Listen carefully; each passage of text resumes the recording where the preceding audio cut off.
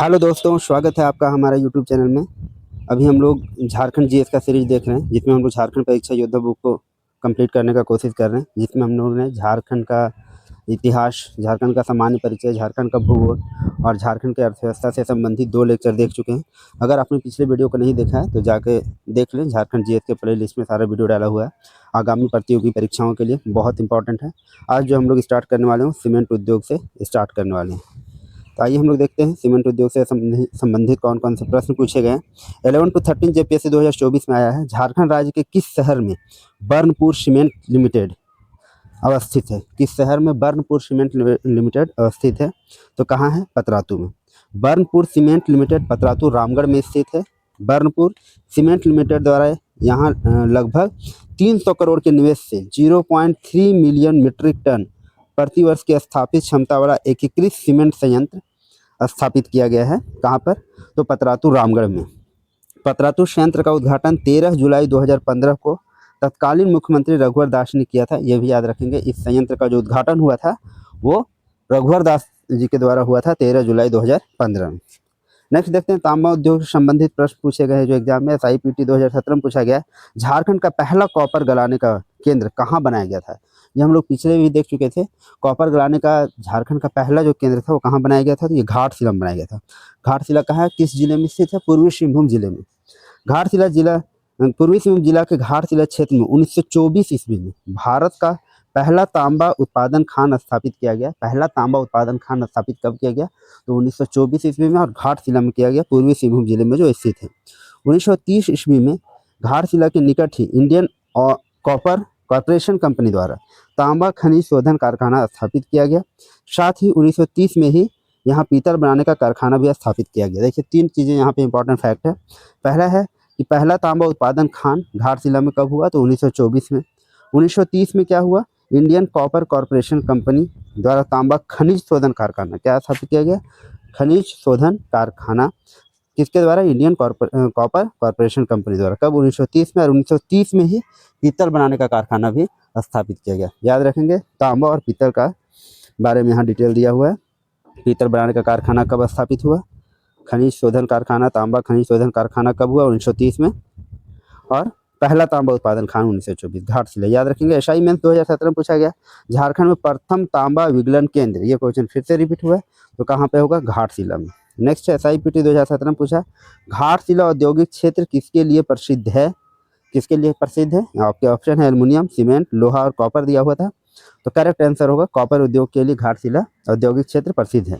घाटशिला औद्योगिक क्षेत्र तांबा उद्योग, कॉपर उद्योग के लिए प्रसिद्ध है। घाटशिला तांबे की खान, एशिया की पहली तांबे की खान एवं विश्व की दूसरी सबसे गहरी खान है। एशिया की पहली तांबे की खान है कौन? घाटशिला कॉपर खान जो है एशिया की पहली तांबे की खान है, और विश्व की दूसरी सबसे गहरी तांबे की खान है जो घाटशिला में है।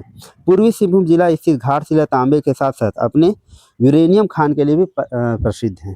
घाटशिला जो है तांबा के साथ साथ किसके लिए प्रसिद्ध है? यूरेनियम के लिए भी। खान खनिज को ध्यान से देखिएगा। पूर्वी सिंहभूम जिला और पश्चिम सिंहभूम जिला बहुत इंपॉर्टेंट है। नेक्स्ट देखिए, SIPT 2017 में पूछा गया, हिंदुस्तान कॉपर लिमिटेड की भारत में कौन सी एकमात्र इकाई है जो मेहल एक्सचेंज LME ग्रेड की निकेल का उत्पादन करेंगे? कौन है? तो ये है घाटशिला। हिंदुस्तान कॉपर लिमिटेड की एकमात्र इकाई कौन है? घाटशिला में। हिंदुस्तान कॉपर लिमिटेड HCL ने निकेल के उत्पादन के लिए देश की पहली सुविधा का उद्घाटन किया है। एक धातु जिसके लिए देश पूरी तरह से आयात पर निर्भर है। नई सुविधा निकेल, कॉपर और एसिड रिकवरी प्लांट झारखंड के घाटशिला में कंपनी के इंडियन कॉपर कॉम्प्लेक्स में स्थित है। कहाँ है? इंडियन कॉपर कॉम्प्लेक्स में। निकेल, कॉपर और acid recovery plant. London metal exchange LME जिसको बोलते हैं, ग्रेड की निकेल धातु का उत्पादन करने वाली भारत की एकमात्र इकाई बनने के लिए तैयार। इस सुविधा का उद्घाटन 10 अगस्त 2016 को, इसका उद्घाटन कब हुआ? खान मंत्रालय के तत्कालीन सचिव बलविंदर कुमार ने किया। धातु का उपयोग मुख्य रूप से स्टेनलेस स्टील बनाने में किया जाता है। किसका? निकेल का। तो ये जो उद्घाटन हुआ है हिंदुस्तान कॉपर लिमिटेड के भारत में कौन से एकमात्र मेहल एक्सचेंज ग्रेड की निकेल उत्पादन करेगी, तो ये घाटशिला में करेगी। LME का फुल फॉर्म क्या है? London metal exchange. और इसका उद्घाटन कब हुआ है? तो याद रखेंगे 10 अगस्त 2016 को। कौन किए हैं? तो उस समय के तत्कालीन सचिव थे, खान मंत्रालय के तत्कालीन सचिव बलविंदर कुमार ने किया। नेक्स्ट देखिए, कांच उद्योग से कौन से प्रश्न आए हैं। IRB 2017 और TGT 2017 में पूछा गया। Indo acai glass, Indo acai glass company कहाँ लिमिटेड, यहाँ कहाँ है, तो ये भदानी भुरकुंडा में है, याद रखेंगे। Indo acai glass company limited Jharkhand के निम्नलिखित में से किस जिले का, जिले में पूछा गया है, तो भुरकुंडा जो है किस जिले में आता है, रामगढ़ जिले में आता है। किसके सहयोग से बना, ये जापान के सहयोग से, जापान के सहयोग से भदानी भुरकुंडा रामगढ़ में अत्याधुनिक कांच कारखाना स्थापित किया गया, जिसे क्या कहा जाता है, इंडो एसाई ग्लास फैक्ट्री के नाम से जाना जाता है। झारखंड में कांच उद्योग के अन्य केंद्र भी हैं। कांड्रा है सरायकेला खरसावां में, कतराश है धनबाद में, और अम्बोना धनबाद में। धनबाद में 2 जगह, कतराश और अम्बोना, और एक है कांड्रा। कांड्रा किसके लिए और फेमस है, ये आप लोग कमेंट बॉक्स में बताइए। कांच उद्योग को कच्चे माल की प्राप्ति राजमहल की पहाड़ी, मंगल घाट एवं पत्थर घाट से होती है। कहाँ से होती है, मंगल घाट एवं पत्थर घाट से, और राजमहल की पहाड़ियों से। ठीक है, तो कांच का कतराश और अम्बोना भी याद रखेंगे, और कांड्रा भी याद रखेंगे। नेक्स्ट है जेपीएससी बैकलॉग 2024 में पूछा गया, इंडो एसाई कांच फैक्ट्री किस स्थान में अवस्थित है। देखिए वही क्वेश्चन पूछा गया, किस जिला में होगा, रामगढ़। स्थान पूछा तो भदानी भुरकुंडा में अवस्थित है। अन्य प्रमुख उद्योग देखते हैं, इससे संबंधित कौन कौन से प्रश्न आए हुए हैं। बिहार स्पंज आयरन संयंत्र, ये पूछा गया है, कहाँ अवस्थित है, तो बिहार स्पंज आयरन संयंत्र जो है चांडिल में स्थित है। Bihar sponge iron limited BSIL Bharat का पहला मर्चेंट स्पंज आयरन प्लांट है। यह संयंत्र झारखंड के जमशेदपुर से 30 किलोमीटर दूर सरायकेला खरसावां जिले के चांडिल के उमेश नगर में स्थित है। याद रखेंगे, जमशेदपुर से 30 किलोमीटर दूर है, सरायकेला खरसावां जिले के चांडिल। कहाँ, कौन सा जिला पड़ रहा है, सरायकेला खरसावां जिला। बिहार स्पंज आयरन लिमिटेड यह क्षेत्र में प्रचुर मात्रा में उपलब्ध स्वदेशी लौह अयस्क और गैर कोकिंग कोयले से direct reduced iron, sponge iron जिसको बोलते हैं, का उत्पादन करता है। Electric arc furnace, induction furnace में स्टील बनाने के लिए कच्चे माल के रूप में स्पंज आयरन का उपयोग किया जाता है। साथ ही स्वदेशी और आयाती स्क्रैप को प्रतिस्थापित और पूरक किया जाता है।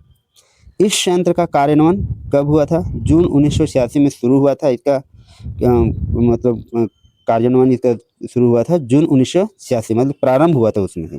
परियोजना की लागत उस समय $90 मिलियन थी। क्या थी, जून 1986 में जब यह स्टार्ट हुआ उसमें $90 मिलियन थी, जो आंशिक रूप से IFC वाशिंगटन द्वारा वित्त पोषित थी। IFC वाशिंगटन द्वारा उनको पैसा दिया जाता था। इस संयंत्र में व्यावसायिक उत्पादन जो है जुलाई 1989 में शुरू हुआ। इसका जो कार्यान्वयन है वो जून 1986 में शुरू हुआ, स्टार्ट हुआ वहाँ पे, लेकिन व्यावसायिक उत्पादन यहाँ से प्रारंभ जो हुआ है वो जुलाई 1989 में प्रारंभ हुआ। BSIL ने भारत में सबसे कुशल कोयला आधारित संयंत्र की पहचान हासिल की है। BSIL का full form Bihar sponge iron limited, कहाँ पे है, चांडिल, जो कि सरायकेला खरसावां जिले में पड़ता है।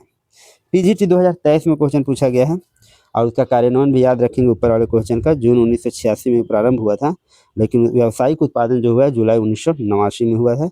IFC वाशिंगटन द्वारा वित्त पोषित है, मतलब फाइनेंशियली सपोर्ट मिल रहा है वाशिंगटन। PGT 2012 में पूछा गया, भारत के किस भाग में ऑटो अनुषंगिक उद्योगों का संकेंद्रण है। ऑटो अनुषंगिक, ऑटो से संबंधित कहाँ है उद्योग, तो पश्चिम सिंहभूम जिले में। झारखंड में ऑटो अनुषंगिक उद्योग मुख्य रूप से कहाँ पे, पश्चिम सिंहभूम जिले में स्थित है। JEE 2012 में पूछा गया, धनबाद जिले का कौन सा औद्योगिक शहर एक सघन औद्योगिक संकुल है, जहां 25 किलोमीटर के दायरे में 250 उद्योग स्थापित हैं। 25 किलोमीटर के दायरे में कितने उद्योग लगे हुए हैं, 250 उद्योग। और ये जगह का नाम क्या है, तो चिरकुंडा, याद रखेंगे, चिरकुंडा नाम है जगह का। नेक्स्ट देखिए, 7th to 10th JPSC में पूछा गया है, Tata robin fresher TRF limited का प्रमोशन टाटा स्टील एवं ACC लिमिटेड द्वारा किया गया था। TRF की स्थापना कब हुई, टाटा रॉबिन फ्रेशर लिमिटेड का जो प्रमोशन है वो टाटा स्टील और ACC लिमिटेड द्वारा किया गया था। पूछा गया इसकी स्थापना कब हुई है, तो इसकी स्थापना हुई है 20 नवंबर 1962 को। TRF की, या टाटा रॉबिन्स फ्रेजर बोली। TRF लिमिटेड को 20 नवंबर 1962 को टाटा रॉबिन्स फ्रेजर लिमिटेड के रूप में शामिल किया गया था। इसे टाटा स्टील और associate cement company limited ACC का फुल फॉर्म क्या है, एसोसिएटेड सीमेंट कंपनी लिमिटेड द्वारा संयुक्त राज्य अमेरिका के हाविट रॉबिन्स इंक और general electric company limited GES Fraser and Chalmers division of UK के साथ वित्तीय और तकनीकी सहयोग में बढ़ावा दिया गया था। यह बिजली और इस्पात संयंत्रों, बंदरगाहों उर्वरकों खनन क्षेत्रों के लिए टर्नकी परियोजनाओं का कार्य करता है। क्या करता है, किस किस क्षेत्रों के लिए क्या करता है, इस्पात संयंत्रों के लिए, बंदरगाहों के लिए, उर्वरकों और खनन क्षेत्रों के लिए ये टर्नकी परियोजनाओं का कार्य करता है। कौन, एक मिनट, कौन, तो टाटा रॉबिन्स फ्रेजर, जिसकी स्थापना कब हुई, 20 नवंबर 1962 में हुई। नेक्स्ट देखिए 6 जेपीएससी पीटी 2016 में पूछा गया है, जेएसएमडीसी द्वारा स्थापित ग्रेनाइट पॉलिशिंग उद्योग, किसके बारे में पूछा गया, ग्रेनाइट पॉलिशिंग उद्योग पूछा गया कहाँ अवस्थित है, तो ये है आपका टूपुजाना, रांची में। झारखंड राज्य खनिज विकास निगम लिमिटेड, जेएसएमडीसी का फुल फॉर्म क्या है, झारखंड राज्य खनिज विकास निगम लिमिटेड का ग्रेनाइट पॉलिशिंग उद्योग जो है ये कहाँ है, टूपुदाना, रांची में अवस्थित है। यहाँ खूंटी के पेलांगी प्रोजेक्ट से ग्रेनाइट की कटिंग और पॉलिशिंग का काम किया जाता है। यहाँ खूंटी जिले के पेलांगी प्रोजेक्ट से, किस प्रोजेक्ट से, पेलांगी प्रोजेक्ट से ग्रेनाइट की कटिंग और पॉलिशिंग का काम किया जाता है। तो ग्रेनाइट पॉलिशिंग उद्योग पूछा जाए कहाँ है, टूपुदाना, रांची में। नेक्स्ट है 6 जेपीएससी पीटी 2016 में क्वेश्चन पूछा, भारत सरकार ने इलेक्ट्रॉनिक निर्माण क्लस्टर की स्वीकृति दी है, कहाँ पे दी है, इलेक्ट्रॉनिक निर्माण क्लस्टर की स्वीकृति दी है, आदित्यपुर में। कहाँ दी है, आदित्यपुर में। भारत सरकार द्वारा स्वीकृत भारत का पहला और सबसे बड़ा इलेक्ट्रॉनिक विनिर्माण क्लस्टर जमशेदपुर के पास आदित्यपुर औद्योगिक क्षेत्र में है। इसमें 500 करोड़ रुपये का निवेश होगा। यहाँ LED TV, LED bulb, automobile और मोबाइल में उपयोग किए जाने वाले इलेक्ट्रॉनिक सामग्रियों का निर्माण किया जाएगा। देखिए 7th to 10th जेपीएससी में क्वेश्चन पूछा गया, कंपनी के नाम का झारखंड में उनके संबंधित पते के साथ आपको मिलाना है। कंपनी का नाम दिया हुआ हुडको, वेदांता लिमिटेड और डालमिया सीमेंट भारत, ये 3 कंपनी के नाम दिए हुए हैं और आपको मिलाना है ये कहाँ पे स्थित है। तो देखिए इसका सही मिलाना है, हुडको जो है वो कहाँ पे है, अशोक नगर, रांची में है। और वेदांता लिमिटेड जो है वो हरमू, रांची में है। और डालमिया सीमेंट जो है बालीडीह, बोकारो में। याद रखेंगे, हुडको कहाँ है, अशोक नगर, रांची में। वेदांता लिमिटेड जो है वो है हरमू, रांची। और डालमिया सीमेंट जो है बालीडीह, बोकारो में। देखिए नेक्स्ट, औद्योगिक विकास केंद्र से कौन कौन से प्रश्न पूछे गए। LDDY कलेक्टर 2006 में पूछा गया, झारखंड में से किस स्थान पर औद्योगिक विकास केंद्र की स्थापना की गई है। औद्योगिक विकास केंद्र की स्थापना कहाँ की गई है, तो ये की गई है बरही हजारीबाग में। झारखंड के बरही हजारीबाग में औद्योगिक विकास केंद्र की स्थापना की गई। बरही नए औद्योगिक नगरी के रूप में विकसित हो रहा है, ये क्वेश्चन पूछा गया। नेक्स्ट देखिए, जैसे सीजीएल 2024 में पूछा गया, औद्योगिक क्षेत्र विकास प्राधिकार, इससे संबंधित पूछा गया। जियाडा का फुल फॉर्म पूछा गया है, जियाडा का पूर्ण रूप क्या है, तो क्या है इसका, जियाडा का full form Jharkhand industrial area development authority. JIADA का फुल फॉर्म है Jharkhand industrial area development authority. ये होगी झारखंड राज्य के औद्योगिक विकास के लिए एक नोडल एजेंसी है। जियाडा का लक्ष्य झारखंड को विश्व स्तरीय बुनियादी ढांचे और उद्योगों के लिए अनुकूल माहौल बनाकर वैश्विक स्तर पर प्रतिस्पर्धी निवेश गंतव्य बनाना है। जियाडा का कार्य औद्योगिक विकास नीतियों और कार्यक्रमों की प्रभावी योजना, समन्वय और क्रियान्वयन के माध्यम से झारखंड में औद्योगिक विकास को बढ़ावा देना। औद्योगिक विकास को बढ़ावा देने के लिए जियाडा का गठन किया गया, उसे सुविधाजनक बनाना है। जियाडा ने अभी तक 4 औद्योगिक एस्टेट विकसित किए हैं, जिसमें टूपुदाना औद्योगिक एस्टेट 4 विकसित किए जियाडा ने, जिसमें टूपुदाना हो गया, टाटी सिल्वे हो गया, नामकुम हो गया और गुमला जो है प्रमुख है। इसकी स्थापना कब किया गया था, 2002 में। जियाडा का फुल फॉर्म याद रखेंगे, 4 औद्योगिक एस्टेट इन्होंने बनाया और इसकी स्थापना की गई है 2002 में। कब किया गया, 2002 में। नेक्स्ट देखिए, झारखंड राज्य सरकार द्वारा कितने प्रमुख औद्योगिक क्षेत्र में वर्गीकृत किया गया है। झारखंड राज्य सरकार द्वारा कितने प्रमुख औद्योगिक क्षेत्र बनाए गए हैं, तो 4 बनाया गया है। कौन कौन 4 बनाया गया है, तो ये बियाडा, रियाडा, स्पाइडा और आइडा। इसका फुल फॉर्म क्या है, बियाडा से बोकारो याद रखेंगे, बोकारो औद्योगिक क्षेत्र विकास प्राधिकार। रांची औद्योगिक क्षेत्र विकास प्राधिकार रियाडा हो गया। फिर संथाल परगना औद्योगिक क्षेत्र विकास प्राधिकार स्पाइडा हो गया। और आदित्यपुर औद्योगिक क्षेत्र विकास प्राधिकार आइडा हो गया। मतलब 4 हैं, बियाडा, रियाडा, स्पाइडा और आइडा। मतलब अब जगह याद रखेंगे, बोकारो, रांची, संथाल परगना और आदित्यपुर। नेक्स्ट है SIPT 2017 में पूछा गया, इनमें से कौन सा झारखंड का प्रमुख औद्योगिक क्षेत्र सरकार द्वारा वर्गीकृत नहीं है। अभी हम लोग देखे हैं कौन कौन है, बियाडा, स्पाइडा, राइडा और आइडा। तो आइडा है, आदित्यपुर है, बियाडा बोकारो है, रांची भी है, रियाडा भी है और ये जियाडा जो है जमशेदपुर औद्योगिक अधिकार क्षेत्र नहीं है, क्या है, एस्पाइडा है। ठीक है, ये हम लोग देख चुके हैं। नेक्स्ट देखते हैं क्वेश्चन।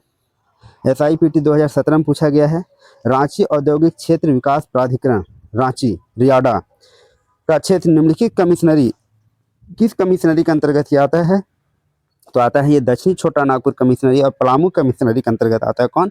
रियाडा, दक्षिण छोटा नागपुर और पलामू कमिश्नरी के अंतर्गत। नेक्स्ट क्वेश्चन देखिए, PGT 2018 में पूछा गया, 7 जनजातीय जिलों के औद्योगिक विकास हेतु प्रयासरत झारखंड के स्वायत्त निकाय। ये 7 जनजातीय जिले कौन से हैं, किसके अंतर्गत आते हैं? तो रियाडा के अंतर्गत, रांची औद्योगिक क्षेत्र विकास प्राधिकार के अंतर्गत ये 7 जनजातीय जिले आते हैं। नेक्स्ट है, SIPT 2017 में पूछा गया है, Bokaro industrial area development authority, जिसको बियाडा हम लोग बोलते हैं, बोकारो बियाडा का क्षेत्र क्या है? क्षेत्र के बारे में पूछा, कौन से क्षेत्र में काम करती है? तो उत्तरी छोटा नागपुर कमिश्नरी क्षेत्र में इनका काम है। Bokaro industrial area development authority Bokaro उत्तरी छोटा नागपुर कमिश्नरी बियाडा का गठन औद्योगिक क्षेत्रों के विकास की योजना बनाने, उद्योगों को बढ़ावा देने और उनके कमांड क्षेत्र के तहत मामलों के लिए महत्वपूर्ण निर्णय के लिए किया गया है। बियाडा का गठन JPSC बैकलॉग में पूछा गया है फिर से बियाडा से। बियाडा औद्योगिक पुंज किस शहर के पास अवस्थित है, ये पूछा है। तो बियाडा किसके पास है? बोकारो।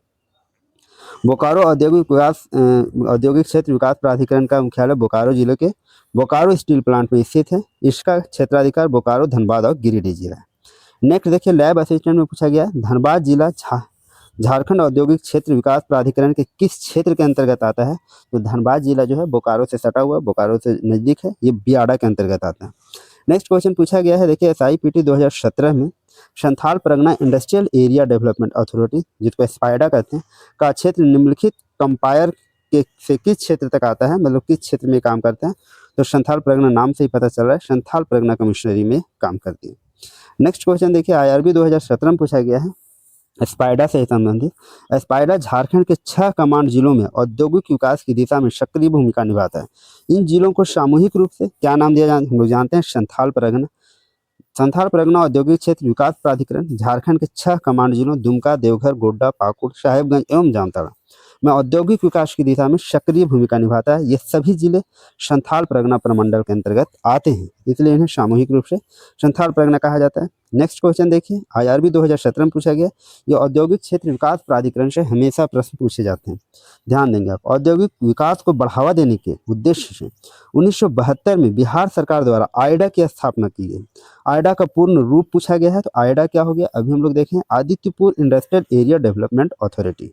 कब स्थापना की गई है इसका? तो 1972 में, उसमें तत्कालीन क्या थी? बिहार सरकार थी। नेक्स्ट देखें, इसका डिस्क्रिप्शन देख लेते हैं। आदित्यपुर औद्योगिक क्षेत्र विकास प्राधिकरण का स्थापना 1972 में बिहार सरकार द्वारा औद्योगिक विकास को बढ़ावा देने हेतु किया गया था।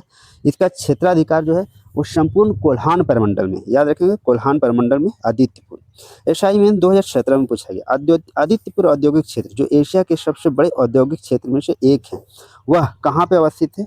तो वह अवस्थित है आपका सरायकेला में अवस्थित है। कहाँ पे स्थित है? सरायकेला में अवस्थित है। आदित्यपुर औद्योगिक क्षेत्र जो एशिया के सबसे बड़े औद्योगिक क्षेत्र में से एक है, सरायकेला खरसावां जिले में स्थित है, याद रखें। SIPT 2017 में पूछा गया है, आदित्यपुर औद्योगिक क्षेत्र विकास प्राधिकरण जमशेदपुर आइडा के क्षेत्र निम्नलिखित में से किस क्षेत्र सक्षमित है? तो किस क्षेत्र? कोल्हान कमिश्नरी में ये है। नेक्स्ट है, कांस्टेबल 2017 में पूछा गया, झारखंड का एक औद्योगिक विकास क्षेत्र आदित्यपुर किस शहर के समीप स्थित है? शहर के समीप पूछा जाए तो क्या आपका आंसर होगा? वो होगा जमशेदपुर। किस जिले में आता है ये पूछा जाए? सरायकेला खरसावां जिले में। देखिए, औद्योगिक नीति से पूछा गया, LDDY कलेक्टर 2006 में क्वेश्चन पूछा गया है, झारखंड की प्रथम औद्योगिक नीति कब अधिसूचित की गई? प्रथम औद्योगिक नीति कब अधिसूचित की गई? 1 मार्च 2001 को।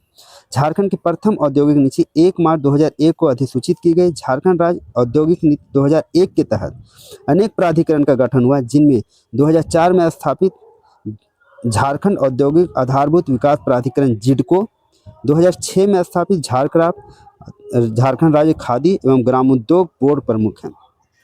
देखिए, ये जो औद्योगिक नीति जो है कब किया गया है, इसका अधिसूचना 1 मार्च 2001 को।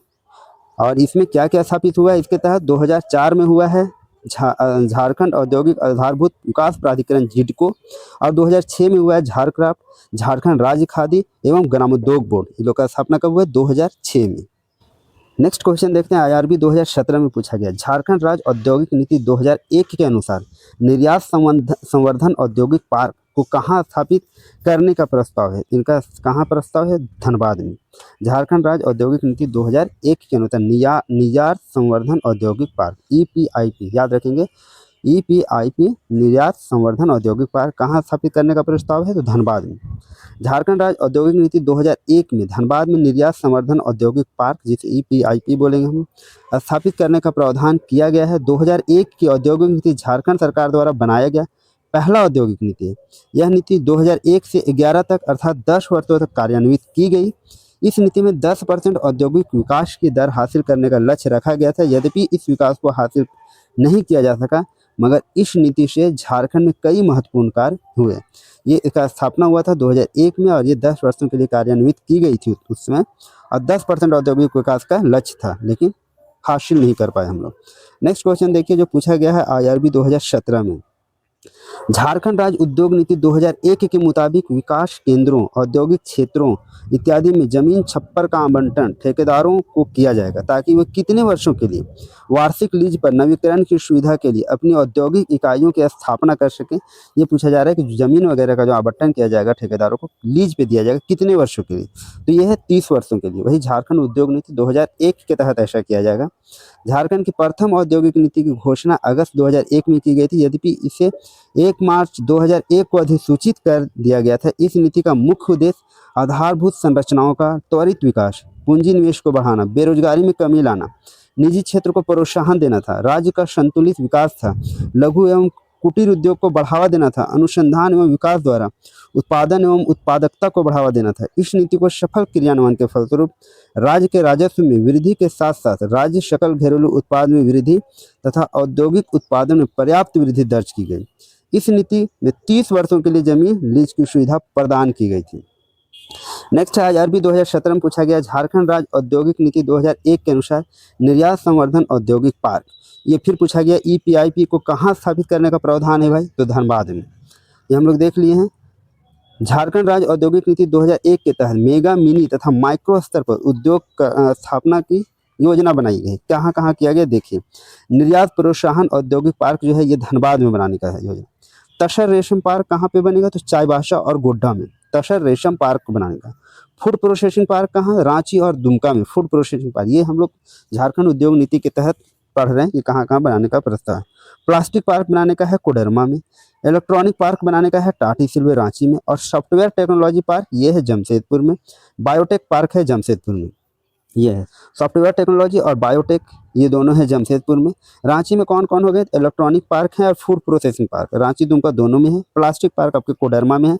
तसर रेशम पार्क 2 जिले चाईबासा और गोड्डा, और निर्यात प्रोत्साहन औद्योगिक पार्क धनबाद में। नेक्स्ट क्वेश्चन देखते हैं, TGT 2017 में पूछा गया है, झारखंड राज्य उद्योग नीति 2001 से 2011 तक हुआ, और फिर उसको 10 वर्षों के लिए झारखंड राज्य उद्योग नीति क्या हो गया, अब 2012 हो गया। झारखंड राज्य उद्योग नीति 2012 के मुताबिक निम्नलिखित में से कौन सी कच्ची सामग्री भंडार और उद्योग घाटशिला औद्योगिक क्षेत्र से संबंधित है, तो क्या है, घाटशिला औद्योगिक क्षेत्र से संबंधित तांबा और वन आधारित उद्योग। झारखंड राज्य उद्योग नीति 2012 के अनुसार तांबा और वन आधारित उद्योग घाटशिला औद्योगिक क्षेत्र से संबंधित है। ये उद्योग नीति जो है 2001, 2012 ये सारे आपको पढ़ने हैं। झारखंड राज्य उद्योग नीति 2012 के मुताबिक कितने प्रमुख क्षेत्र जहां राज्य को कच्ची सामग्री भंडार और औद्योगिकरण के आधार पर विभाजित किया गया है। TGT 2017 में पूछा गया है, राज्य को कच्ची सामग्री भंडार और औद्योगिकरण के आधार पर विभाजित किया गया है, तो कितना, 8। झारखंड की दूसरी औद्योगिक नीति की घोषणा 2012 में की गई थी, ठीक है। यह 5 वर्षों के लिए घोषित की गई थी। इस नीति के मुकाबले 8 प्रमुख क्षेत्र हैं जहां राज्य को कच्ची सामग्री भंडार और औद्योगिकरण के आधार पर विभाजित किया जाता है। देखिए 2001 में था तो 10 सालों के लिए था, 2012 में जो औद्योगिक नीति आई वो 5 वर्षों के लिए थी, तो ये 2017 में एक्सपायर कर देगी, फिर 2017 में या 18 में नया औद्योगिक नीति, ठीक है। नेक्स्ट देखते हैं, पंचायत सेक्रेटरी में पूछा गया, कच्चे माल के भंडार और औद्योगिकरण के आधार पर झारखंड को लगभग प्रमुख क्षेत्रों में बांटा जा सकता है। कच्चे माल के भंडार और औद्योगिकरण के आधार पर कितने क्षेत्रों में बांट रहे हैं हम लोग, 8 भागों में। कच्चे माल के भंडार, ये फिर से क्वेश्चन पूछा जा रहा है बार बार, कच्चे माल के भंडार और औद्योगिकरण के आधार पर झारखंड को मोटे तौर पर कितने भागों में, तो 8 भागों में। झारखंड उद्योग नीति 2012 के तहत ये क्वेश्चन है। देखिए फिर से झारखंड सरकार की 2016 की औद्योगिक नीति, मतलब वो खत्म होने से पहले 2012 से 2016 तक चला, 2016 में फिर आपकी नई औद्योगिक नीति आई। झारखंड सरकार की 2016 की औद्योगिक नीति के लागू रहने का अवधि पूछ रहा है, ये कितने वर्षों के लिए बनाया गया, तो ये भी बनाया गया 5 वर्षों के लिए। कितने वर्षों के लिए बनाया गया, 5 वर्षों के लिए। 2016 औद्योगिक नीति 5 वर्षों के लिए 1 अप्रैल 2016 से 31 मार्च 2021 तक लागू थी। इस नीति में सरकार ने राजस्व बढ़ाने और रोजगार सृजन के लिए प्राकृतिक संसाधन आधारित उद्योग स्थापित करने का लक्ष्य रखा था। सारे उद्योग नीति आप लोग 2001, 2012 और तीसरा उद्योग नीति 2016 हो गया। देखिए 2016 के अकॉर्डिंग क्या क्वेश्चन पूछा गया। झारखंड सरकार की नई औद्योगिक नीति 2016 ने ग्रामीण विद्युतीकरण को सर्वोच्च प्राथमिकता देते हुए विद्युतीकरण का लक्ष्य पूछा है, रखा है। तो कब 100% विद्युतीकरण लक्ष्य रखा था 2017 तक, ये 2016 में पूछा गया, उसमें का ये लगभग करंट क्वेश्चन था। फिर हम लोग इससे रिलेटेड जब करंट अफेयर्स पढ़ेंगे इस तरह के प्रश्न हमको देखने को मिलेंगे। तो 100% विद्युतीकरण का लक्ष्य रखा गया था 2017 तक। ये किसके तहत हुआ था, तो नई औद्योगिक नीति 2016 के तहत। झारखंड सरकार की नई औद्योगिक नीति 2016 में ग्रामीण विद्युतीकरण को सर्वोच्च प्राथमिकता देते हुए 2017 तक 100% विद्युतीकरण का कार्य पूरा करने का लक्ष्य रखा गया था। झारखंड में 5 लाख लोगों को रोजगार और 1 लाख करोड़ के निवेश का लक्ष्य रखकर बनी झारखंड औद्योगिक एवं निवेश प्रोत्साहन नीति 2021 1 अप्रैल 2021 से 5 वर्षों के लिए लागू की गई है। नई नीति 5 सेक्टरों पर सर्वाधिक फोकस होगी। जैसे वो खत्म हुआ तो नया जो आपका नीति बना है झारखंड औद्योगिक एवं निवेश प्रोत्साहन नीति, ये कब बना है, तो ये 2021 में बना है। 1 अप्रैल 2021 से 5 सालों के लिए ये लागू है, मतलब 2026 तक 5 सेक्टरों पर सर्वाधिक फोकस ये करेगा। ठीक है, नेक्स्ट हम लोग देखते हैं नई औद्योगिक नीति 2016 के अंतर्गत सीमेंट क्षेत्र में बृहद परियोजना के लिए न्यूनतम पूंजी निवेश की आवश्यकता है। ये किसके अकॉर्डिंग पूरा है, नई औद्योगिक नीति के तहत। तो सीमेंट क्षेत्र में परियोजना को न्यूनतम पूंजी निवेश कितना है, तो 300 करोड़ न्यूनतम पूंजी निवेश है 300 करोड़। झारखंड सरकार का औद्योगिक नीति 2016 का उद्देश्य पूंजी निर्माण, लोगों की मजदूरी में वृद्धि करना और लोगों को रोजगार के अवसर प्रदान करना है। इस नीति में झारखंड सरकार ने गरीबी कम करने और रोजगार के लिए औद्योगिक विकास को प्राथमिकता प्रदान की थी। इस नीति के तहत राज्य सरकार ने सत्ता के बुनियादी ढांचे के विकास के लिए गेल के साथ सहयोग किया। इस नीति के अंतर्गत सीमेंट क्षेत्र में वृहद परियोजना के लिए निम्नतम पूंजी निवेश 300 करोड़ रुपये निर्धारित की गई। सीमेंट के लिए कितना था, तो 300 करोड़ रुपये निम्नतम पूंजी था। नेक्स्ट देखिए क्वेश्चन IRB 2017 में क्या पूछा गया। झारखंड राज्य औद्योगिक का निवेश संवर्धन नीति 2016 और औद्योगिक पार्क नीति के तहत महत्वपूर्ण नीतिगत हलों के संबंध में निम्न में से कौन सा गलत है, ये पूछा है। तो ये पूछा है, पहला है परियोजना लागत का 50% के साथ औद्योगिक पार्क के लिए 10 करोड़ रुपया तक की सीमा, ये सही है। क्षेत्र विशिष्ट पार्कों के लिए इंफ्रास्ट्रक्चर के विकास पर 7 करोड़ रुपए की सीमा के साथ लागत का 50%, ये भी सही है। व्यापक परियोजना निवेश subsidy at the 20% fixed capital, ये भी है, निवेश सब्सिडी में 20%। परियोजना लागत प्रोजेक्ट कॉस्ट का अधिकतम 5 करोड़ रुपये पर 35% से 45% तक अनुदान सहायता, ये गलत है। क्या है, झारखंड औद्योगिक नीति 2016 का उद्देश्य खनिज और प्राकृतिक संसाधन आधारित उद्योगों में निवेश को अधिकतम करने के लिए एक उद्योग अनुकूल वातावरण तैयार करना है। इसके अलावा व्यवहार बेकार इकाइयों वाले बुनियादी ढांचा विकास उद्योगों को फिर से शुरू करने के लिए यह नीति 5 वर्ष की अवधि के लिए चालू रही है। PGT 2012 में पूछा गया, झारखंड में किस वर्ष प्रथम औद्योगिक नीति को कारगर किया गया था।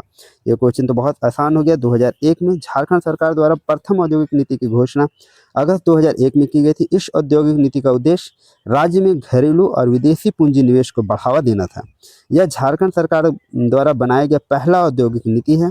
औद्योगिकरण को बढ़ावा देने के लिए इस नीति के तहत कई स्थानों पर मिनी विकास केंद्र की स्थापना किया गया। जैसे क्या था, तसर रेशम पार्क कहाँ था, गोड्डा और चाईबासा में था।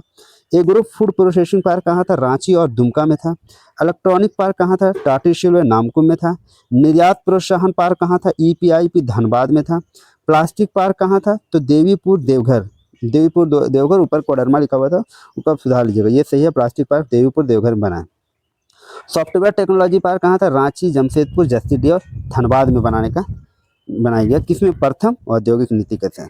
अब देखिए रेल परिवहन, झारखंड में परिवहन के बारे में हम पढ़ रहे हैं, इससे संबंधित कौन से प्रश्न आए अभी तक। SIPT 2017 में पूछा गया, झारखंड को निम्नलिखित वर्षों में से किस वर्ष में रेलगाड़ी से जोड़ा गया था, ये क्वेश्चन पूछा गया। ऑप्शन आपके 1515, 1908, 1920 और 1947, जो कि कोई भी सही नहीं है। इसका व्याख्या देख लेते 1907 ईस्वी में। ऐसा कब किया गया? 1907 में झारखंड को रेलगाड़ी से जोड़ा गया।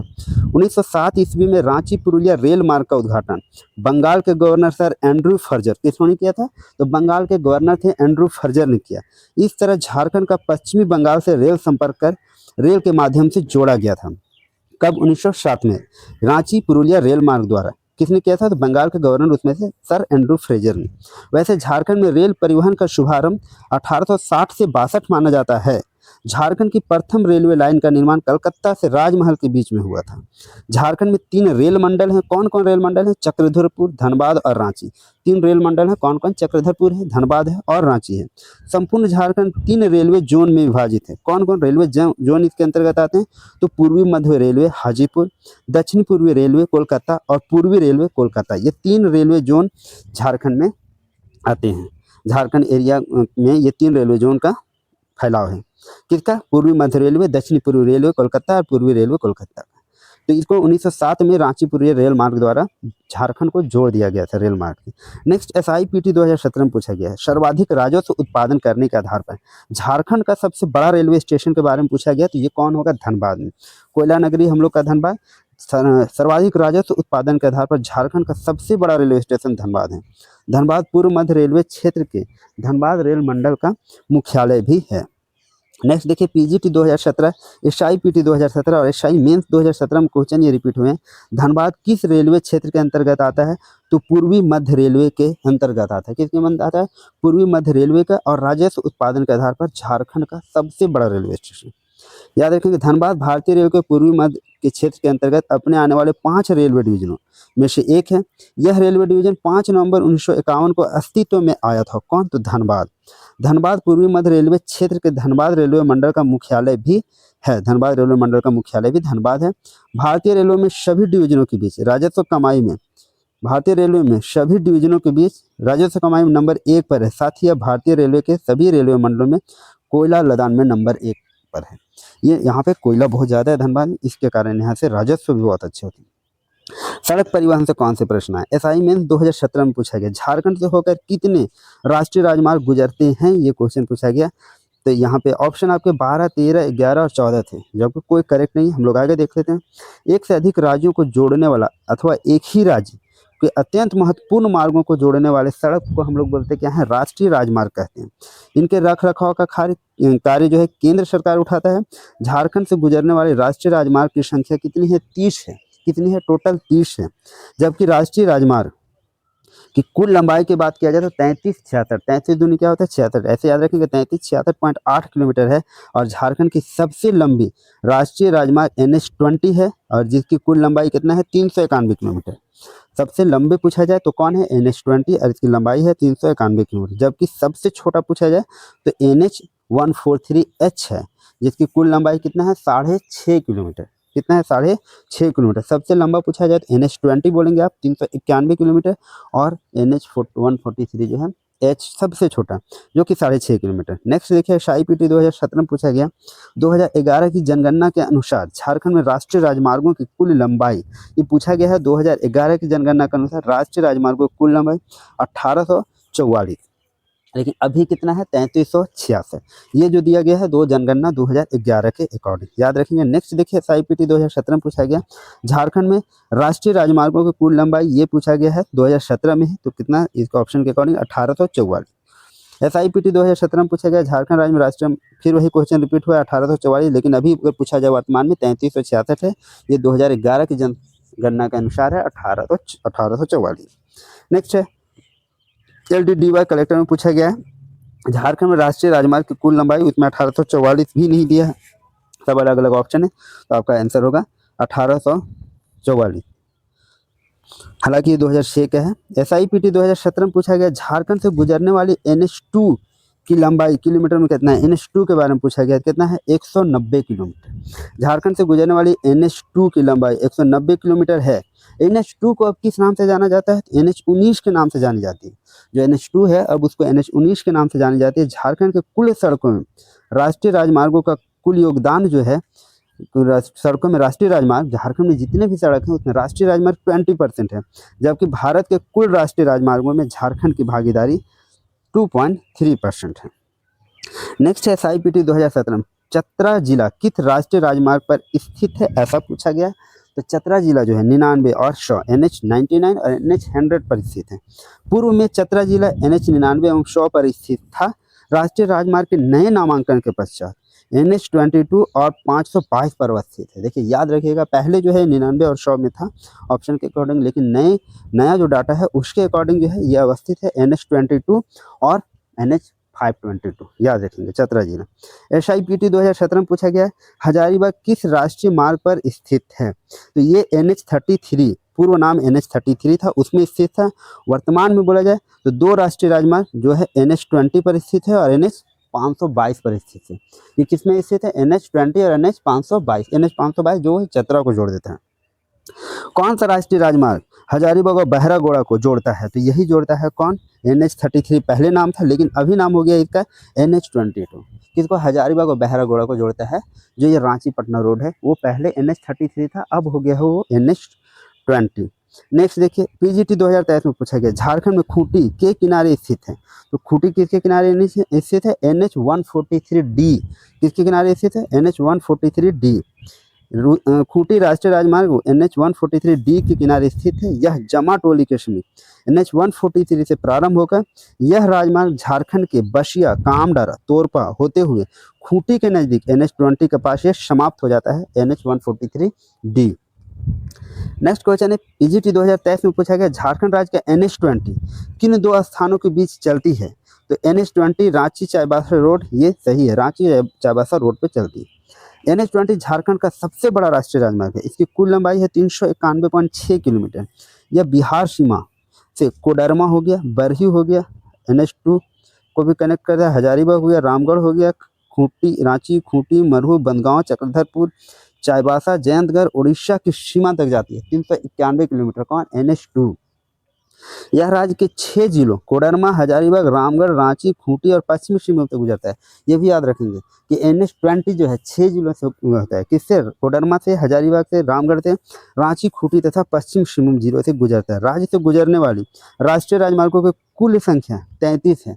राज्य से गुजरने वाली राष्ट्रीय राजमार्गों की कुल संख्या कितनी है, 33 है। झारखंड का सबसे छोटा राष्ट्रीय राजमार्ग की बात करें तो NH143H, जिसकी लंबाई है 6.5 किलोमीटर, ऊपर हम लोगों ने डिस्कस किया। नेक्स्ट क्वेश्चन देखिए JPSC बैकलॉग 2024 में पूछा गया झारखंड की जीवन रेखा कही जाने वाली राष्ट्रीय राजमार्ग 33 अब किस राष्ट्रीय उच्च पथ का भाग बन गया है। तो ये बन गया है NH20, अब इसका नाम हो गया है NH20। नेक्स्ट क्वेश्चन SIPT 2017 में पूछा गया निम्न राष्ट्रीय राजमार्गों में से कौन सा राजमार्ग झारखंड से नहीं गुजरता है, ऐसा प्रश्न पूछा गया है। तो NH2 गुजरता है, NH8 गुजरता है, नहीं NH8 नहीं गुजरता, NH6 भी गुजरता है और NH33 भी गुजरता है। तो झारखंड से होकर गुजरने वाले राष्ट्रीय राजमार्गों की यहाँ पे सूची दी गई है। देखिए NH114 है, 18 है, 118 है, 218 है, 19 है, 419 है, 20 है, 220 है, 320 है, 320D है, 320G है, 22, 522, 33, 133, 333, 133A, 133B, 333A, याद रखेंगे 39, 139, 43, 143, 143A, 143B, 143AG, 143D, 143H, 343 NH एवं NH49। पूर्व में दिए गए विकल्पों में NH2, 6 और 33 झारखंड से होकर गुजरती थी, जबकि NH8 झारखंड से होकर नहीं गुजरती थी। नेक्स्ट देखते हैं SIPT 2017 में पूछा गया प्रसिद्ध ग्रैंड ट्रंक रोड झारखंड के किस जिले से गुजरती है। ऐसा क्वेश्चन पूछा गया किस जिले से गुजरती है, ये गिरिडीह जिले से गुजरती है according to option. Grand trunk road Sher Shah Suri मार्ग जिसको बोलते हैं झारखंड के गिरिडीह जिले से गुजरती है। इसका पूर्व में नाम NH2 था लेकिन अभी नाम वर्तमान हो गया NH19। क्या हो गया, NH19। नेक्स्ट है राज्य के राजमार्ग के बारे में हम लोग देखते हैं। SIPT 2017 में पूछा गया। 2001 की जनगणना के अनुसार झारखंड में प्रादेशीय राजमार्गों की कुल लंबाई पूछा गया। प्रादेशीय राजमार्गों की कुल लंबाई पूछा जाए तो 6880 किलोमीटर इसकी कुल लंबाई है। कितना? प्रादेशीय राजमार्गों की कुल लंबाई 6880 किलोमीटर। 2011 की जनगणना के अनुसार झारखंड में प्रादेशीय राजमार्गों की कुल लंबाई 6880 किलोमीटर थी। वर्तमान में प्रादेशीय राजमार्गों की कुल लंबाई है 1231.9 किलोमीटर। नेक्स्ट देखिए SIPT 2017 में पूछा गया झारखंड राज्य में राजमार्गों की कुल लंबाई क्या है, ये पूछा गया फिर से 6880 किलोमीटर अभी हमने देखा। स्वर्णिम चतुर्भुज राजमार्ग से संबंधित प्रश्न SIPT 2017 में पूछा गया स्वर्णिम चतुर्भुज सड़क से होकर नहीं गुजरती है। 4 ऑप्शन आपके सामने है, बरही, गिरिडीह, धनबाद और रांची। तो कहाँ से गुजरती नहीं है स्वर्णिम? बरही से गुजर रही है, धनबाद से गुजर रही है और गिरिडीह से भी गुजर रही है, रांची से ये नहीं गुजर रही। स्वर्णिम चतुर्भुज भारत का एक प्रसिद्ध राजमार्ग है जो कई औद्योगिक, सांस्कृतिक एवं कृषि संबंधी नगरों को जोड़ता है। इसका आकार बहुत सीमा तक चतुर्भुज के समान दिखता है, इस कारण इसका नाम सार्थक है क्या? स्वर्णिम चतुर्भुज। यह परियोजना भारत की सबसे बड़ी एवं विश्व की 5वीं सबसे बड़ी राजमार्ग परियोजना है। 2001 में भारत के तत्कालीन प्रधानमंत्री अटल बिहारी वाजपेयी द्वारा इसको शुरू की गई थी। स्वर्णिम चतुर्भुज सड़क झारखंड के बरही, गिरिडीह एवं धनबाद से होकर गुजरती है, अर्थात यह रांची से होकर नहीं गुजरती है। नेक्स्ट, वायु परिवहन से संबंधित प्रश्न। वायु परिवहन से संबंधित प्रश्न अब हम लोग देखने वाले हैं। SIPT 2017 में क्वेश्चन पूछा गया झारखंड का पहला हवाई अड्डा कहाँ बनाया गया था? तो ये कहाँ बनाया गया था? ये बनाया गया था रांची में। झारखंड का पहला हवाई अड्डा, झारखंड का पहला हवाई अड्डा रांची में 1941 ईस्वी में बनाया गया था। इसका नामकरण प्रसिद्ध भारतीय आदिवासी स्वतंत्रता सेनानी बिरसा मुंडा के नाम पर रखा गया। वर्तमान में इसका प्रबंधन भारतीय हवाई अड्डा प्राधिकरण द्वारा किया जाता है। हिनू रांची में स्थित यह हवाई अड्डा जो है 1568 एकड़ क्षेत्र में फैला हुआ है। झारखंड का पहला हवाई अड्डा कब बनाया गया? रांची में। और कहाँ पे? 1941 में। बिरसा मुंडा के नाम पे इनका नाम है। 1568 एकड़ क्षेत्र में यह फैला हुआ है। SIPT 2017 में क्वेश्चन पूछा गया है झारखंड का सबसे पहला घरेलू हवाई अड्डा किस शहर में? घरेलू हवाई अड्डा का बात करें तो भी वो रांची, डोमेस्टिक एयरपोर्ट है, ये रांची में स्थित है। नेक्स्ट, जैसे CGL 2024 में पूछा गया है निम्नलिखित में से कौन सा हवाई अड्डा steel authority of India limited के स्वामित्व में है और एयरपोर्ट अथॉरिटी ऑफ इंडिया द्वारा संचालित है? तो ये है बोकारो हवाई अड्डा। Steel authority of India limited का बात किया जाए तो बोकारो स्टील आपके नाम पे हो जाना चाहिए, बोकारो हवाई अड्डा है। बोकारो विमानन क्षेत्र एक घरेलू विमानन क्षेत्र है जिसका मालिक steel authority of India limited और संचालक जो है भारतीय विमानपत्तन प्राधिकरण है। यह उड़ान क्षेत्रीय संपर्क योजना में शामिल किया गया था। अनुसूचित संचालन को सुविधाजनक बनाने के लिए इसका विस्तार किया जा रहा है। SIPT 2017 में क्वेश्चन पूछे गए हैं निम्नलिखित में से किस स्थान पर घरेलू हवाई अड्डा नहीं है? ऐसा पूछा गया प्रश्न। जमशेदपुर में आपका है, धनबाद में है, दुमका में है, गोड्डा में नहीं है। झारखंड के गोड्डा में घरेलू हवाई अड्डा नहीं है। झारखंड में 2 अंतर्राष्ट्रीय हवाई अड्डा कौन है भाई? बिरसा मुंडा एयरपोर्ट रांची, पहले ये डोमेस्टिक था, एवं देवघर एयरपोर्ट देवघर है। उड़ान परियोजना के तहत घोषित एयरपोर्ट कौन कौन से हैं? बोकारो एयरपोर्ट बोकारो, हजारीबाग एयरपोर्ट हजारीबाग उड़ान परियोजना के तहत ये घोषित है।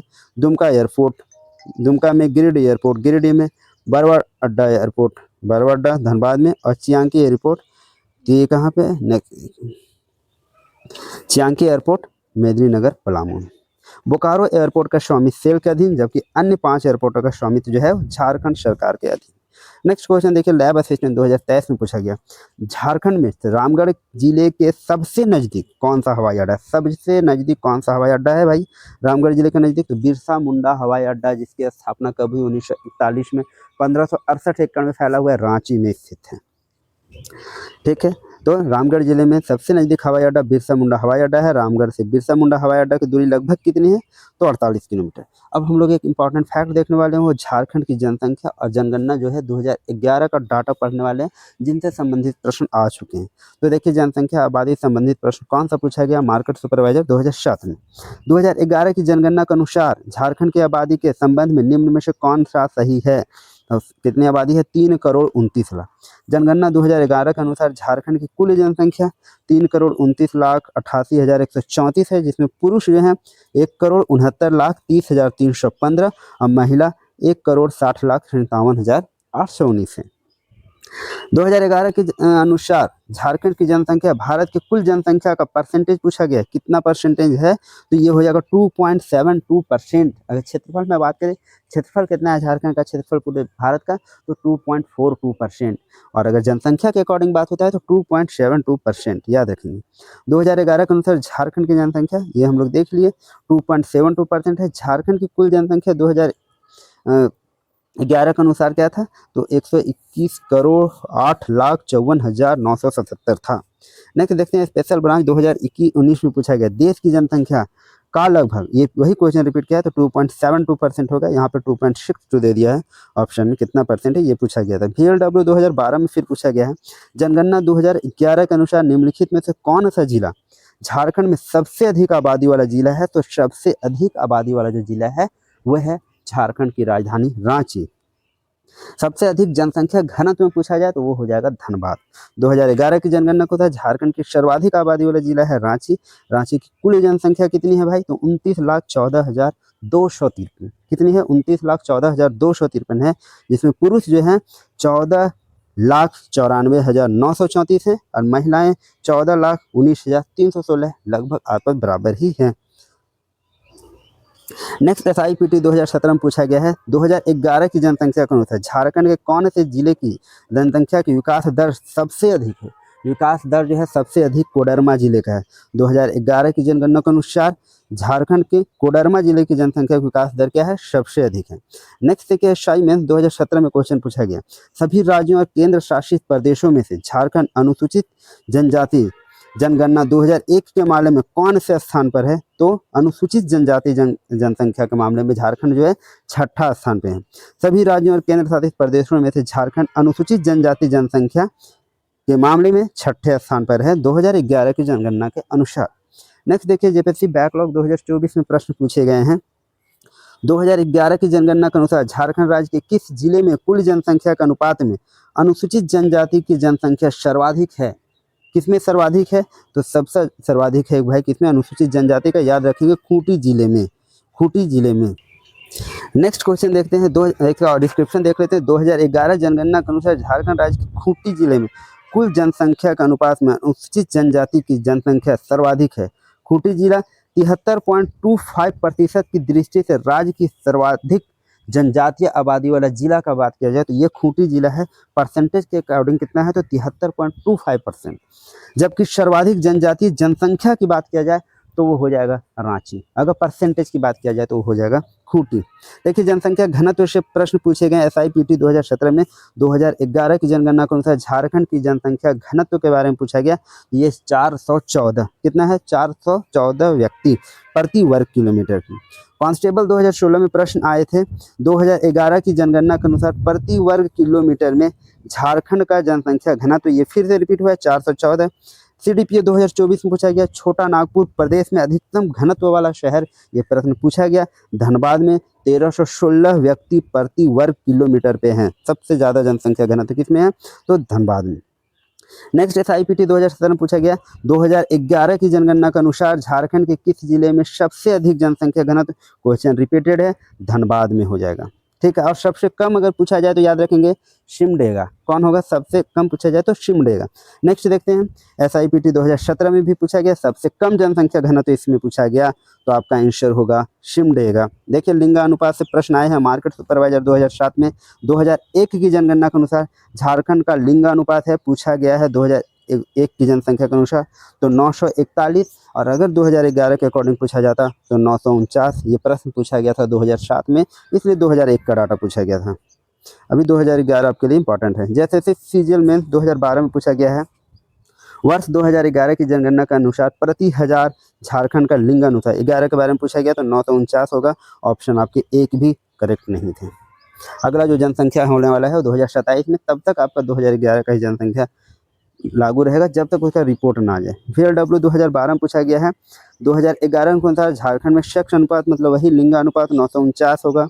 नेक्स्ट देखिए एक्साइज इंस्पेक्टर 2012 में 2001 से 11 के दशक के लिए झारखंड में प्रति 1000 पुरुषों में यही पूछा गया क्वेश्चन, तो 949 है अभी हम लोगों का सेक्स रेशियो पूछा गया। SIPT 2017 में पूछा गया फिर से क्या, तो 2011 की जनगणना के अनुसार झारखंड का ग्रामीण लिंगानुपात इसमें पूछा गया है। लिंगानुपात अगर पूछा जाए तो 949 और ग्रामीण लिंगानुपात पूछा जाए तो 961 क्या है। तो ग्रामीण लिंगानुपात है 961, जबकि शिशु लिंगानुपात की बात करें तो ये है 948। ठीक है, याद रखेंगे शिशु लिंगानुपात है 948, लिंगानुपात सिर्फ बोला जाए तो 949 और ग्रामीण लिंगानुपात बोला जाए तो 961। नेक्स्ट SIPT 2017 में पूछा है 2011 की जनगणना के अनुसार झारखंड के किस जिले में सबसे अधिक लिंगानुपात के बारे में पूछा है। किस जिले में सबसे अधिक लिंगानुपात है, तो ये है पश्चिमी सिंहभूम जिला हमारा। 2011 की जनगणना के अनुसार झारखंड का लिंगानुपात तो हम लोगों ने देख लिया कि 949 है। झारखंड का सर्वाधिक लिंगानुपात ये वाला जिला जो है वो पश्चिमी सिंहभूम है, जो वहाँ पे सर्वाधिक लिंगानुपात कितना है 1005, मतलब 1005 लड़कियाँ और 1000 लड़के। तो यहाँ सर्वाधिक लिंगानुपात है पश्चिमी सिंहभूम जिले में। और सबसे कम लिंगानुपात वाला जिला का बात करें तो वो है धनबाद और वो है 909। 949 ऐसे झारखंड का टोटल है, सबसे कम धनबाद में 909 है और सबसे अधिक बोला जाए तो पश्चिमी सिंहभूम जिले में है 1005। SIPT 2017 में पूछा गया है 2011 की जनगणना के अनुसार झारखंड के किस जिले में सबसे कम लिंगानुपात, ये पूछा गया और आपका आंसर था इसका धनबाद। नेक्स्ट है JEE 2012 में पूछा गया जनगणना 2011 के अंतिम आंकड़ों के अनुसार झारखंड के किस जिले का लिंगानुपात सबसे कम है, ये फिर से रिपीट हुआ है, धनबाद हो जाएगा आपका आंसर। असाइनमेंट 2017 में आया है जनगणना 2001 के अनुसार निम्न में से कौन सी जनजातियों का कुल मिलाकर लिंगानुपात राष्ट्रीय औसत से अधिक है, ऐसा पूछा है।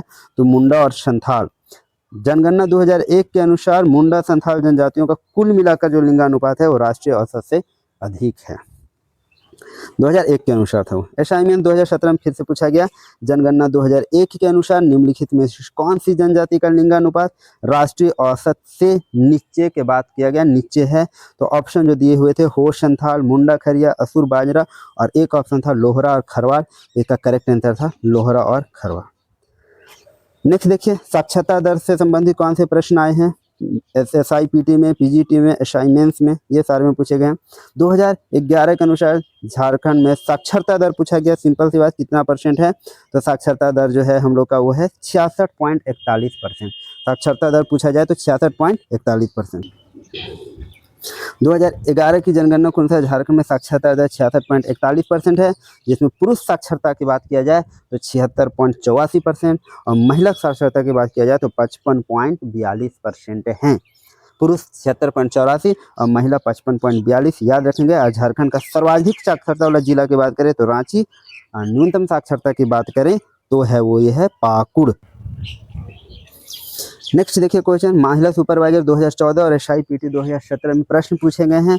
2011 की जनगणना के अनुसार झारखंड की पुरुष साक्षरता के बारे में पूछा गया और यह है 76.84%, 76.84%। और सर्वाधिक पुरुष साक्षरता दर वाला जिला है रांची और न्यूनतम पुरुष साक्षरता दर वाला जिला है पाकुड़।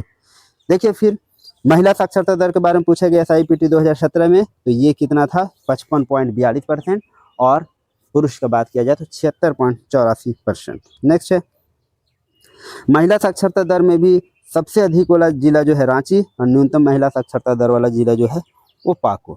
सबसे अधिक साक्षरता रांची में और सबसे कम साक्षरता पाकुड़ में। 7th to 10th JPSC 2021 में पूछा गया है मेंस में 2011 की जनगणना के अनुसार झारखंड और भारत की साक्षरता दर में कितना % का अंतर है, ऐसा प्रश्न पूछा गया। 2011 की जनगणना के अनुसार झारखंड की औसत साक्षरता दर जो 66.41% थी, जबकि अखिल भारतीय औसत साक्षरता दर 74.04% थी। तो पूरा भारत का 74.04% था और यहाँ का झारखंड का 66.41% था। तो अंतर जो है वो 7.63% का है, जो कि ऑप्शन में नहीं दिया गया था। तो लगभग 7% के आसपास इसके आंसर आई थिंक करेक्ट हुए होंगे। SIPT 2017 में पूछा गया है 2011 की जनगणना के अनुसार झारखंड में अनुसूचित जनजातियों की साक्षरता दर के बारे में पूछा गया है। तो अनुसूचित जनजातियों की साक्षरता दर 57.1%, अनुसूचित जनजाति। ठीक है, आगे देखते हैं 2011 की जनगणना के अनुसार झारखंड में अनुसूचित जनजातियों की साक्षरता दर 57.1% है, जिसमें पुरुष साक्षरता 68.1% और महिला साक्षरता जो है 46.2% है। किसके बारे में बात हो रहा है, तो अनुसूचित जनजातियों के बारे में। नेक्स्ट प्रश्न देखते हैं एक्साइज इंस्पेक्टर PT 2012 में पूछा गया 2011 की जनगणना के अनुसार 2001 से 11 के दशक के लिए झारखंड की पुरुष जनसंख्या की साक्षरता दर क्या है, मतलब 2011 में पूछा पुरुष साक्षरता दर क्या है। हम लोगों ने अभी देखा कितना था, तो 76 देख लेते हैं। 2001 में झारखंड की कुल साक्षरता दर थी 53.56%। अच्छा, अब पुरुषों की साक्षरता दर थी 76.3% और महिलाओं की थी 38.87% 2001 के अकॉर्डिंग, जबकि 2011 के अकॉर्डिंग है पुरुष साक्षरता 76.84% और महिला साक्षरता है 54.42%। 2011 में झारखंड की कुल साक्षरता दर में 12.8% की बढ़ोतरी हुई है। साक्षरता दर 66.4% हो गई है। दौरान पुरुष साक्षरता दर में 9.5%, महिला साक्षरता दर में 16.5% की बढ़ोतरी हुई। ये प्रश्न पूछा गया है, पुरुष जनसंख्या की साक्षरता दर क्या है पूछा गया है, तो इसके ऑप्शन तो दिए हुए नहीं है, तो ये हो जाएगा 76.8%। बढ़ोतरी पूछता कितना परसेंट हुआ है, तो बढ़ोतरी हुआ है पुरुषों में 9.5% की और महिलाओं में 16.5% की, जबकि ओवरऑल 12.8% की साक्षरता दर में वृद्धि हुई है 2001 से 11 के अकॉर्डिंग।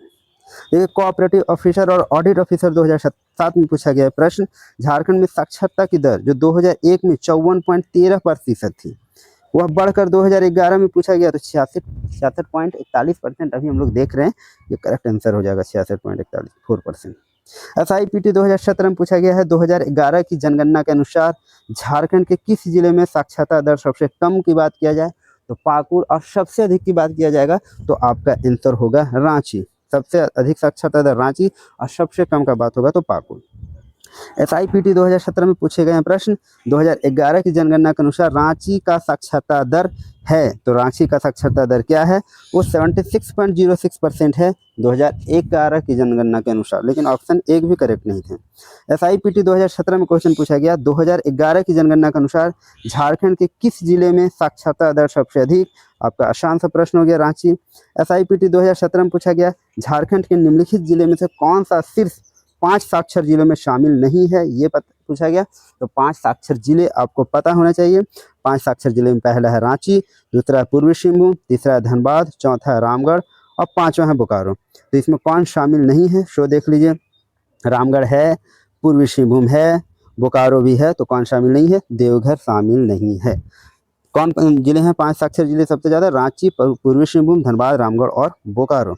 नेक्स्ट देखिए, बेरोजगारी दर से प्रश्न पूछे गए हैं JPSC बैकलॉग 2024 में। 2011 की जनगणना के मुताबिक झारखंड में बेरोजगारी दर क्या है, तो बेरोजगारी दर थी 2011 के अकॉर्डिंग 3.1%। क्या था, 3.1%। शहर और नगर से प्रश्न कौन से पूछे गए, SIPT 2017 में 2011 की जनगणना के अनुसार झारखंड में कितने शहर हैं, ऐसा पूछा गया, तो शहर आपके हैं 152। नेक्स्ट है असाइनमेंट 2017 में प्रश्न पूछे गए हैं, झारखंड में वर्तमान कितने नगर हैं, ये प्रश्न पूछा गया, वही शहर कितने हैं, तो 152 जो ऊपर पूछा गया। SIPT 2017 में पूछा गया है, 2011 के अनुसार झारखंड राज्य के निम्नलिखित जिलों में से किसमें कार्य सहभागिता दर सबसे ज़्यादा है, ऐसा पूछा गया है, तो आंसर है खूंटी। जनगणना 2011 के अनुसार दिए गए विकल्प के अनुसार झारखंड राज्य के खूंटी जिले में कार्य सहभागिता दर सबसे ज़्यादा है। JEE 2012 में पूछा गया, झारखंड के जनगणना महानिदेशक कौन है, जिनके नेतृत्व में जनगणना 2011 के रिपोर्ट जारी किए गए, तो ये हो जाएगा सुनील कुमार बरनवाल। 2011 झारखंड राज्य जनगणना के महानिदेशक सुनील कुमार बरनवाल थे। झारखंड में जनगणना का कार्य प्रत्येक 10 वर्षों में किया जाता है। अगली जनगणना 2021 में इसमें संपन्न हो जानी थी, किंतु वैश्विक कोरोना महामारी इसमें विलम्ब हुई। नेक्स्ट बैंकिंग प्रणाली से प्रश्न पूछे गए हैं। CDPO 2024 में निम्न कथनों पर विचार करें, झारखंड में कुल 36 प्रकार के बैंक कार्यरत हैं। यहाँ 3231 बैंक शाखाएं और 3433 ATM कार्यरत है। झारखंड में कुल 12 सार्वजनिक क्षेत्र के बैंक कार्यरत हैं, तो इसमें कौन सा सही है, ये पूछा गया, तो सारे के सारे ऑप्शन सही हैं। झारखंड राज्य में बैंकिंग प्रणाली में वाणिज्यिक बैंकों की भूमिका मुख्य है। राज्य में सार्वजनिक क्षेत्र के 12 बैंकों सहित कुल 36 प्रकार के बैंक कार्यरत हैं, जिसमें कुल 3231 बैंक शाखाएं एवं 3433 ATM हैं। तो ये था झारखंड का अर्थव्यवस्था, जिसे हम लोगों ने आज कंप्लीट कर लिया।